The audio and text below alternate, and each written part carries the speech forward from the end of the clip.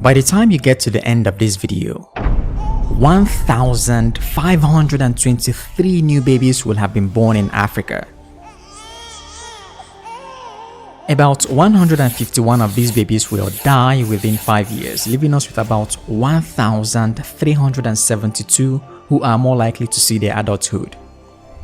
Compared to North America, which will give birth to just 160 kids, or Europe and Central Asia combined, which will welcome only 420 babies during the time you're watching this video.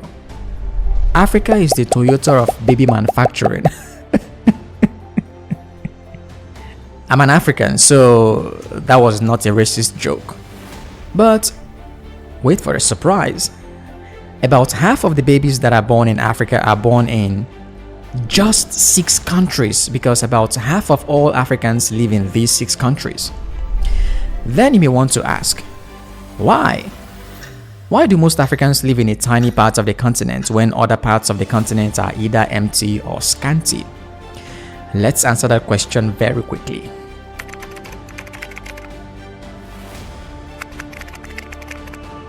In his 50 BC book, Commentari de Bello Gallico, which was a book about the Gallic War fought about 8 years earlier, the Roman military general and dictator Julius Caesar told the story of the leader of the Gallic warriors who fought against Rome. This leader introduced himself as Vercingetorix, Avenian chieftain. Aveni here is the name of his tribe. Even though some considered him the king of Gauls or the supreme commander at this time, Vercingetorix didn't introduce himself as such. Instead, he introduced himself with the name of his tribe, Aveni. In the 9 BC history of Rome written by the Roman historian Livy, the king of the Aveni is mentioned as Bititos of the Belgesi tribe of Aveni, Belgesi here being the name of his tribe. But why? Why did ancient people usually identify themselves with their tribes or ethnic groups? Ancient people identified themselves with their tribes because there were no countries. The concept of a country or nation with a defined territory is a new invention, which means if you met a stranger on the road 4,000 years ago, instead of saying I'm an Italian, you will either say I'm Sardinian, Occitan, Aberesh, or any other ethnic groups or tribes in present-day Italy. This historical fact is very important to understanding present-day Africa, its countries and its population, so don't forget it. Anyways, from living in little villages and identifying with our own small tribes, humans for the first time started living in cities between 4,500 and 3,000 BC. Cities such as Uruk in present-day Iraq, Mohenjo-Daro in present-day Pakistan, and Karal in present-day Peru emerged. These cities were not anything like what we call a city today, because some of them, for example Karal, only had about 10,000 population during this era.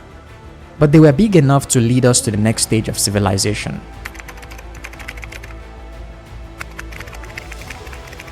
By 4000 BC, the first empire ever known to man had emerged in present-day Iraq, parts of Syria, Turkey, Iran, and Kuwait. They were called Mesopotamia, and their empires included the Sumerian Empire, the Akkadian Empire, the Babylonian Empire, the Assyrian Empire, and the New Babylonian Empire. For the first time in human history, several little villages, towns, and tribes were pulled together, yes, by force, and were under the central and unified control of a king or an emperor. In no time, politicians and warriors all over the world figured that imperialism was very profitable. If you could attack a people, steal their lands, and force them to become your subjects, you could make a lot of money in the process. That was what gave birth to several other empires between 3000 BC and the 16th century. Let's start making sense of all these stories and connect them with why a few African countries have about half of the continent's population. We will do that by jumping to the 15th century and the British Empire. In 1497, the English explorer John Cabot, under the commission of King Henry VII of England, set sail from Bristol in May 1497 to explore North America. This voyage marked the first European exploration of North America since the Norse expeditions centuries earlier. In the following year, 1498, Cabot was rumored to have undertaken a second voyage with a larger fleet, aiming to reach Asia by sailing westward.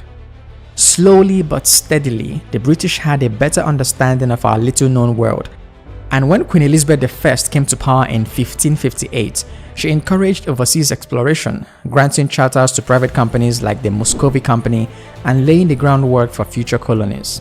British explorers like Sir Francis Drake and John Hawkins established trade routes and claimed territories, notably in North America and the Caribbean.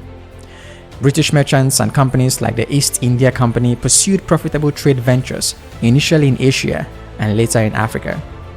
The more European explorers knew about Africa, the more trade routes were created, until humans became profitable products through the transatlantic slave trade and eventually the famous Scramble for Africa beginning in 1885.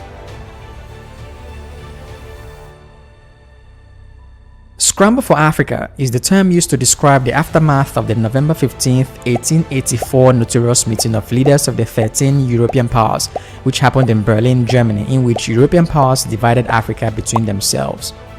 You see, before 1884, European powers had engaged in wars with each other over the resources of Africa. For example, in 1652, the Kingdom of England fought a war against the Dutch for the control of the Cape Colony and trade routes in southern Africa. This is known as the First Anglo-Dutch War. The Second Anglo-Dutch War happened in 1665, while the Third and Fourth Anglo-Dutch Wars followed many years after. Between 1641 and 1648, Portuguese and Dutch fought each other over the control of the lucrative slave trade in Angola. Between 1801 and 1803, the French and British fought over who controlled Egypt. If you think about it, it doesn't make sense. This is a thief, this is a thief, and these are thieves. If we all are thieves trying to steal from the same bank, why can't we work together to achieve our goal? That was the reason for the Berlin Conference of 1884. European powers simply said to themselves, guys, let's stop fighting each other because of the resources we want to steal in Africa. Okay, what should we do? Let's divide the loot according to our powers. This is going to belong to Great Britain, this for France, Belgium, Italy, Portugal, and Spain. And starting from this point, all the boring stories I've been telling you about tribes, empires, and European powers will start to make sense. You see, immediately after the European powers got hold of the colonies in Africa, these guys simply started pulling people of different tribes and histories together and started creating territories and boundaries. Many of the territories that were drawn big here ended up being a big country today, and even when some of those territories later broke into pieces after independence, the remaining parts still don't represent pre-colonial tribes or histories of these people. If you think I don't know what I'm talking about, have a look at the pre-colonial map of Africa, then compare with the current map.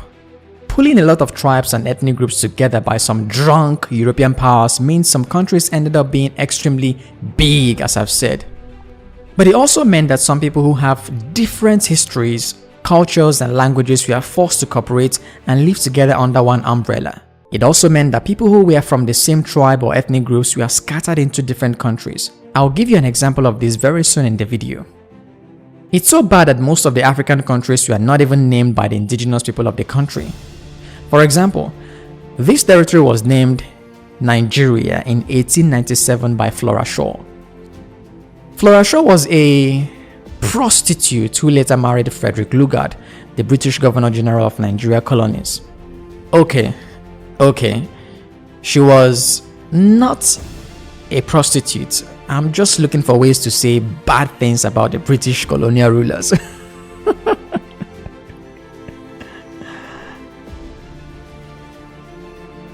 Now that you have seen how colonial rulers drew arbitrary maps which make a few African countries to be so big while others are small, let's talk about these 6 African countries that have about 50% of the entire African population.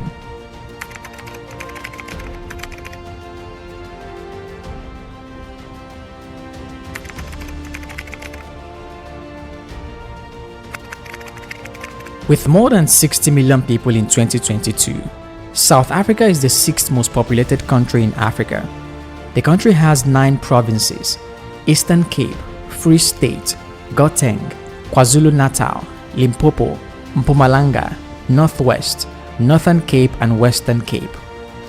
Of all these 9 provinces, the smallest of them by landmass obviously is Gauteng, with just about 1.5% of the total South African landmass.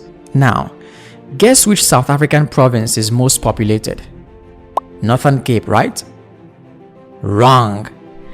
The Northern Cape, which is the biggest province of South Africa, actually has the least population, while Gauteng, which is the smallest, is the most populated with a whopping 26% of South Africans living in it.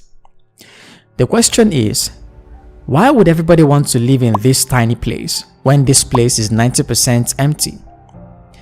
This doesn't make sense, right? Well, it does make sense because aside from the fact that European powers drew African maps like imbeciles, other factors responsible for either low or high population density of a given place are geography and economy. If the weather is poor somewhere, people tend to run away, and if the economy is good somewhere, people tend to go there. The irony of the smallest state being the most populated will repeat itself as we speak about other African countries soon in this video. Another unique thing about the South African population is that it's the only country on this list with the highest urban population and a positive migrant net. Migrant net is the term used to describe the number of people traveling to stay in a country minus those living the same country. In more than 46 African countries, more people are living than staying. Joblessness has compelled many to leave the shores of Ghana to seek greener pastures elsewhere.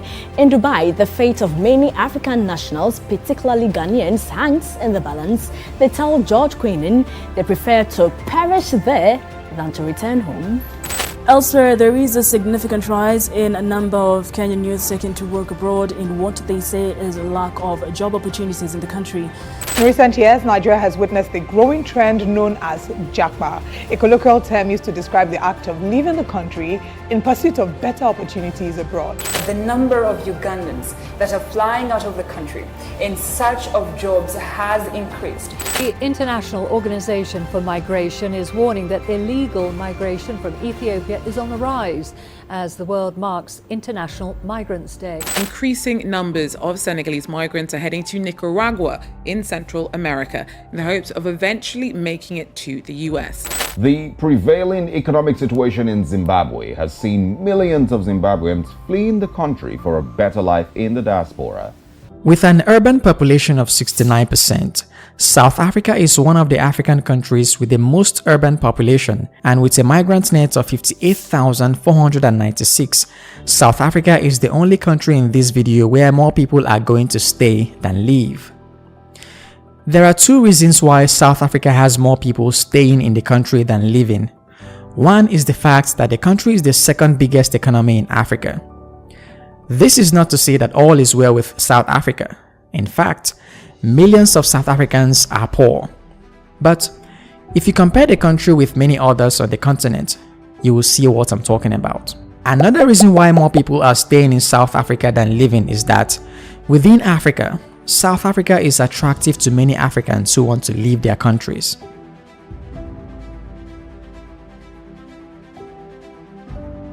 With a population of more than 67 million as of 2023, Tanzania is the 5th most populated country in Africa. Earlier in this video, when I was telling you stories about tribes, ethnic groups, and empires, I promised that those stories would make sense later. Now, let's connect some dots. Look at this country. It's a country of about 120 ethnic groups. This is one of the countries I had in mind earlier in the video when I was talking about fake countries, because many of the 120 ethnic groups who live in this country have no business being together because they have different histories, cultures, customs, and languages.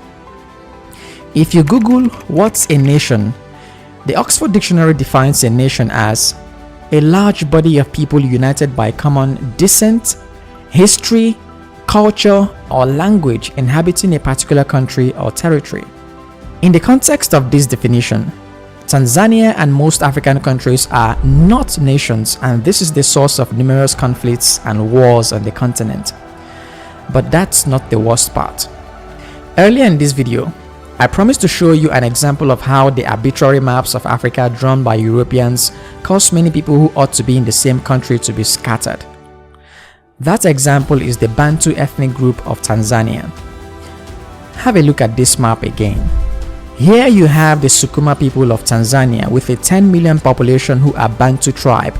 But across the border to the north in Uganda are the Baganda, Basoga, Bagwere and Baturu who are also Bantu tribe. Also to the north of Tanzania is Kenya with the Kikuyu, the Kamba and the Lukia who are also Bantu tribe. To the west is the Democratic Republic of Congo with about 12 million people of the Mongo, 6 million Luba and an estimated 10 million Congo, all of which are Bantu tribe.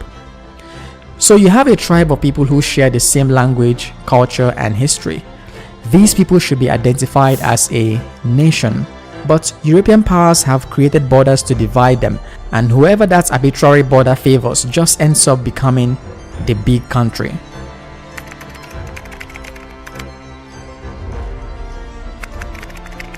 In 2015 alone, 3.2 million babies were born in the Democratic Republic of the Congo, or around 8,800 every day. This is a country of 102 million people. DR Congo has one of the highest birth rates per woman in the whole world with 6.2 children per woman. In comparison, South Africa's birth rate is only 2.4, while Zimbabwe's has 3.5 babies per woman. It would have been that DR Congo might end up being the most populous country in Africa, but the mortality rate is high too.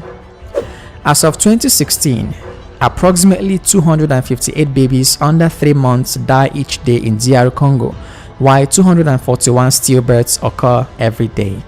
With a high mortality rate, it's safe to assume that DR Congo would most likely maintain a steady growth similar to countries of 3 babies per woman.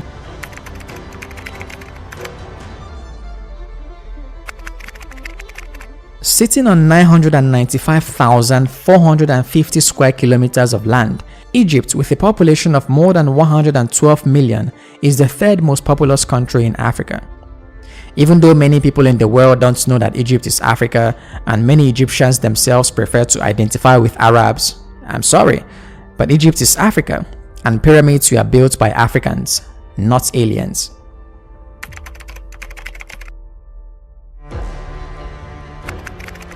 A country of more than 126 million people, Ethiopia is 1.5% of the world's population. The country's population increases by 2.55% per annum. With an urban population of just 22%, Ethiopia is the only country on this list that's so large, yet only a few people live in each city.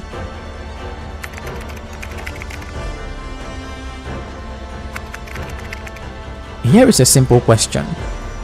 How many black people have you met in your life? Divide that number by 5, and that's about the number of Nigerians or people whose ancestors are Nigerians that you've met.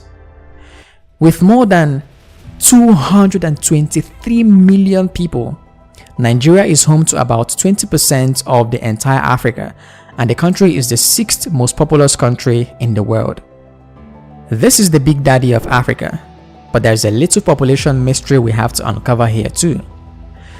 I told you earlier that the irony of the smallest state being the most populated would repeat itself. So let's look at how that plays out in Nigeria. Here is the Nigerian map, and here is Lagos State. With just 1,171 square kilometers, Lagos is by far the smallest state in Nigeria by landmass. In comparison, Lagos is 64 times smaller than Niger, another Nigerian state, but Lagos is home to more than 16 million Nigerians, while Niger is less than 7 million. In pre-colonial Africa, the territory known today as Nigeria was occupied by 250 ethnic groups and more than 300 languages. Even though the people of Nigeria are forced to identify as a country today, after spending about 3.5 seconds in Nigeria, you will see that this is far from being a country. Look at this map. People living here have nothing in common with people living here. Even people living here are not the same as the people here. Now, if you take 5 people from here and put them in the same room with 5 people from here and 5 people from here, World War III will start from that room in the next 5 minutes. You may ask, why? Why would European powers force these people to live together? Have a look at this map again. This is the European colonies in Africa as of 1939. These are French colonies and these are British colonies. Look at this place. To the north is a French colony. To the west is a French colony. To the east is a French colony. And to the south is ocean. As a colonial administrator, how best can you administer this territory? Well, just administer it together as a single entity. That was how the most populous African nation was born. The same thing was what happened here. Since Belgium had the whole Congo, even though the territory is home to more than 200 different people and 240 languages, Belgium simply turned the whole territory into a country.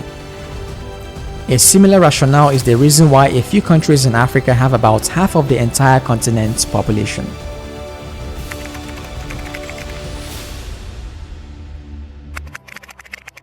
I started this video with a story from Julius Caesar's 50 BC book in which Vercingetorix identified himself with his tribe. I told the story of how humans used to have devotion, love, and identity with their tribes because up to this morning in most parts of Africa, that's still the reality.